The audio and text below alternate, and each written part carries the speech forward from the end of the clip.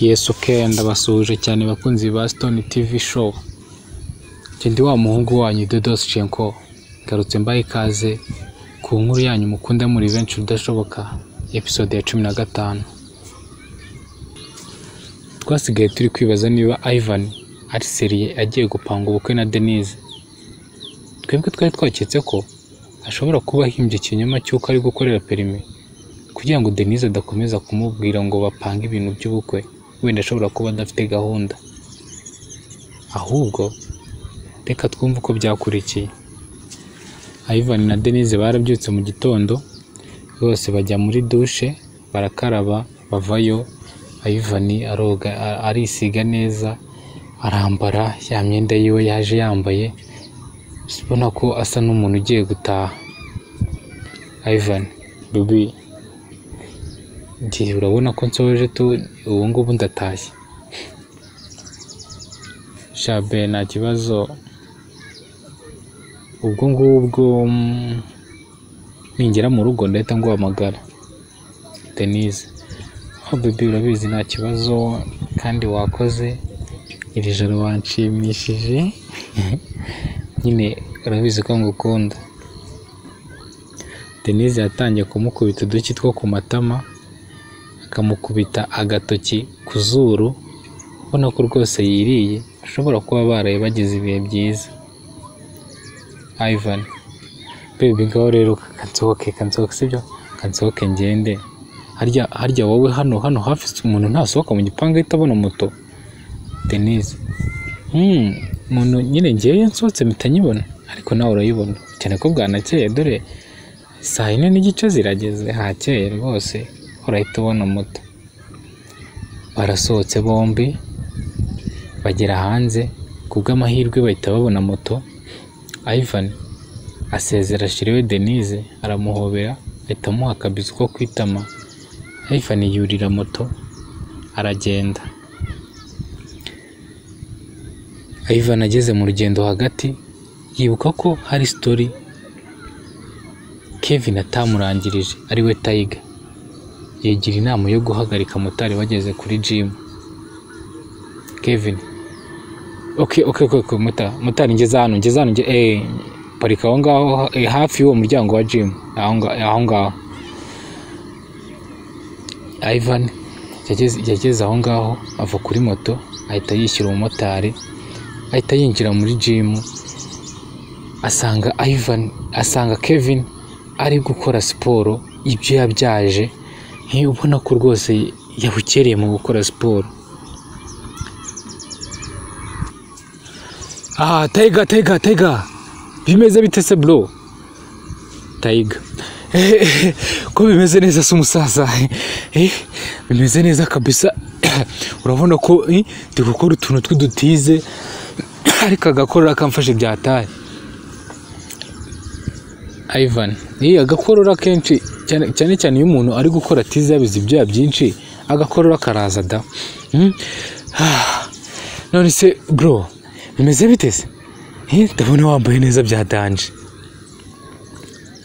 Ivan, bimeze neza nyine biraho.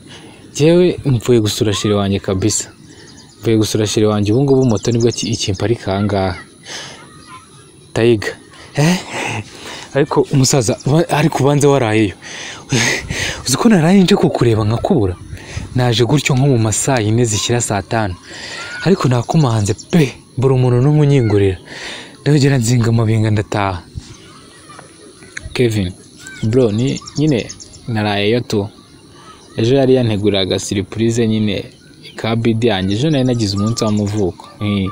Yari yanteguriye akantu kaga surprise nyine twaragakoze, bunyiriraho nyine ndarara.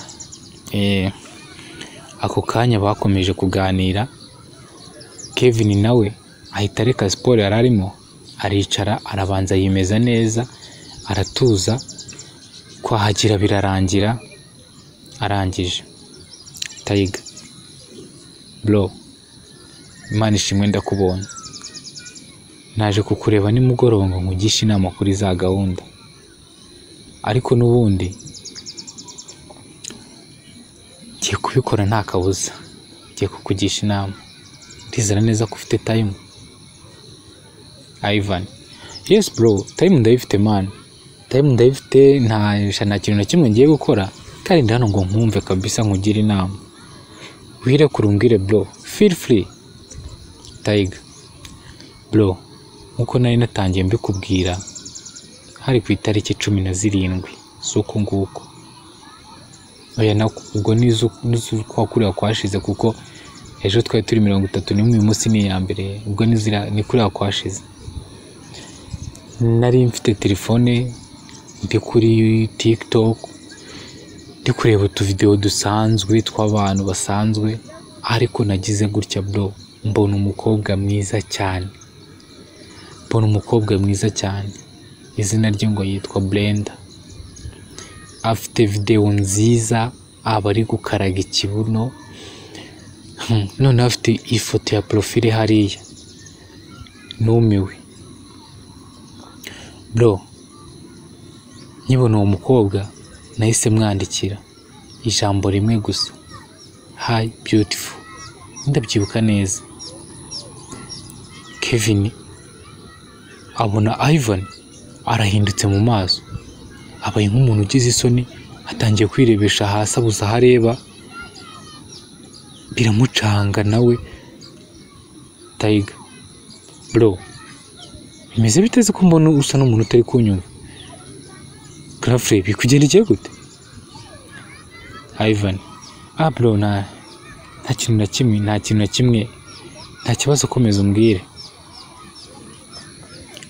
Tiger yakomeje kubwira iyo story Ivan, ariko Ivan ari kure cyane kuko amaze kumva neza ko umuntu wamwandikiraga, umuntu wamutesheje umutwe, umuntu wamuhamagaye inshuro nyinshi, umuntu wamwohereje amafaranga 500 ari we nshuti ye magara bicaranye, kandi ari kumubwira iyo story. Urumva ntabwo yaba ari hafi. Tiger: nyine bro, byarakomeje, umukobwa ako kanya baransubije, numva nguye mu ijuru rito, numva uwo mukobwa ukuntu ahise nsubiza, nanjye mba ndakomeje ndamwandikira nk'amaniga, nawe urabizi nkomeza kumutereta. Umukobwa ikintu yakoze, ikintu cyananyeretse ko ashobora kuba nkunda, yansabye amafaranga. Yari menshi bro, yari menshi pe, ariko nanjye niyemeje kuyamuha. Nubwo nayo nari mfite kuri konti yanjye, nahise nguza kuri banki, ako kanya bahita bamereza amafaranga, nanjye mbanyohereje uwo mukobwa. Kevin acyumva iyo story, abura ikintu avuga, abura ikintu arenzaho. Kevin ariwe Tiger: bro, ko mbona wabayitse ukuntu se utari kuvuga? Mari naguhamagaye hano ngo ngire inama. Ivan: bro, rekeraho grand frère, tumva ntameze neza, tumva ntangiye kuzungera. Grand frère wamfasha? Tiger mfasha, njyana mu rugo njye kuryama. Tiger: bro, bigenze gute se aka kanya? Aka kanya bigenze ute kwere? Reka kujya mu rugo, ngwino uryama ahangaha.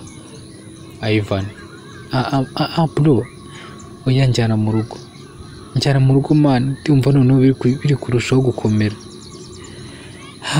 Babarira unjyane mu rugo n'ukuri ndakwinginze. Tiger aho ngaho ibintu byaramucanze, na story yarari kubwira umuntu ntago irangiye, ahubwo atunguwe n'ukuntu umuntu arwaye iserera ku kanya.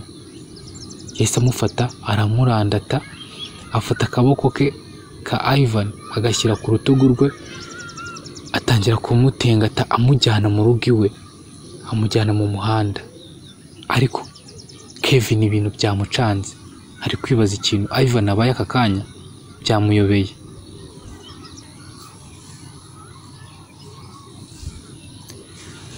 Nongeye kubashimira mwebwe twari tukiri kumwe muri iyi episode ya 15, dusize Ivan bamuhaye story ye ku giti cye bimucanze. Mukabyarana, ubuse Ivan arwaye bya nyabyo cyangwa ni imitwe akoresheje kugira ngo acike Kevin adakomeza kumubwira ibyo bintu.